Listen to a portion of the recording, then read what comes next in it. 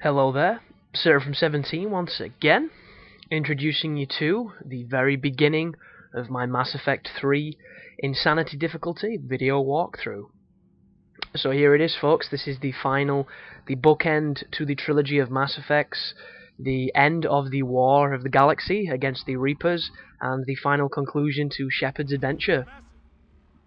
So immediately you'll notice that I am starting a new game. I am on Insanity, and this is the mission from the demo. So a lot of people have already played this, and to be completely honest with you, this is all tutorial. So what I'm going to spend this video doing is explaining some features about the guide that you're about to use. So what this is going to be is, this is going to be a new character, so I will not be leveled up, I will not have any inherited abilities. I am playing as the soldier class, so it's going to be an emphasis on using powers and weaponry. More weaponry than anything else, because the new spec time is an interesting mechanic that doesn't quite work if you're wanting to shoot people. And it's also going to be a bare bones playthrough of the game. And what I mean by this is hopefully going to be one of the quickest ways to get through Mass Effect 3 on Insanity, for the people that are doing it mainly for the achievement, and hopefully it should be perfect for that purpose. One thing I will say is, I'm going to neglect a lot of things. I'm going to neglect abilities, I'm going to neglect upgrade stations, I'm going to neglect the opportunity to get better levels, get better ranks, and pretty much completely neutralize all the things that make Mass Effect awesome. So I will not be doing any side quests, I will not be doing any conversations, I will not be doing pretty much anything of the things I like to do with Mass Effect. All this is a complete function of a fun run through of Mass Effect 3 to help the people who are going to struggle with Insanity, because the difficulty on this game is a little steep at times, but for the most it's not too bad. And there's a couple of things that I can say that'll make your life a hell of a lot easier that you're not going to see me do on this run. And that is the ability to upgrade your weaponry and to upgrade your items and your abilities.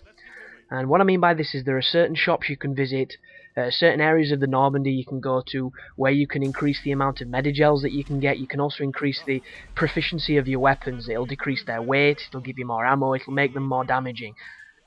On this guide, I think I only ever go to 3 different layers of the Normandy, and I do not pursue any side quests or talk to any people, so I'm not going to be doing that. So essentially, what you're going to see is me beating the game with the bare minimum available to my character. And hopefully it should give you faith to get through on your playthrough, because I'm hoping that the people using this are just going to be able to watch a video, see somebody do it, and then get inspired to do it themselves if they're stuck on an area. Because one thing that is going to be universal to everyone is, we're all going to play slightly differently. Not everybody's going to be a soldier. You might have completely different specs and completely different abilities, and the most important part of Insanity is learning what works with your character. So for the soldier, the one thing you want to always do is incendiary ammo on your guns, because it eats away at life, it has a percentage to stun, it takes armor off faster. It just seems to be the best way to go. You will definitely feel a lack of power with your weapon if you don't have it on. Obviously, this is an ability that not all the classes have, so if you have something that's equal to it, then feel free to use that. But the strategies I'm going to be giving here are all going to be focused around the soldier class, because I've not really had too much experience with anything else.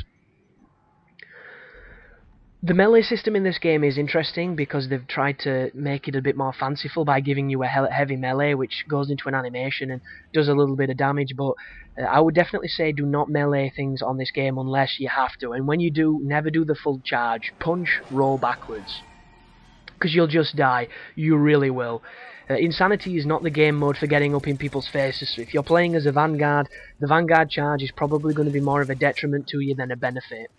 But you just have to literally play to your strengths, because Insanity, the differences in difficulty are, the enemies have more life, they do more damage, all that good stuff.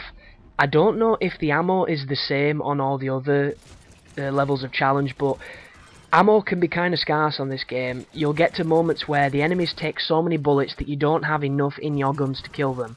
And this is where you kind of shoot yourself in the foot, because if you're taking a couple of weapons into the fight, you don't have the fastest recharging abilities, but you do have more guns, and thus you have more bullets to shoot. But at the same time, the bullets aren't the most powerful tools that you can use on this game. The powers are by far the most effective way to kill things. And that leads us on to the first bit of strategy for this area, even though it doesn't need it. You'll notice at the bottom of the screen where Anderson's face is, to the left of him is a symbol for concussive shot. This might sound very obvious to some people, but not everybody will know this. It is a quick key to make your buddies do their ability, wherever you map to that command. And for instance, on this level, it is the concussive shot, which you want to always use when you have it, because it's just going to add to it, and it's a habit you need to get into for the rest of the game. What you want to do is you want to pick your two buddies that you're going to be carrying through the game, or alternating team depending on situation, and you want to pick the move that benefits you the most to map to those commands.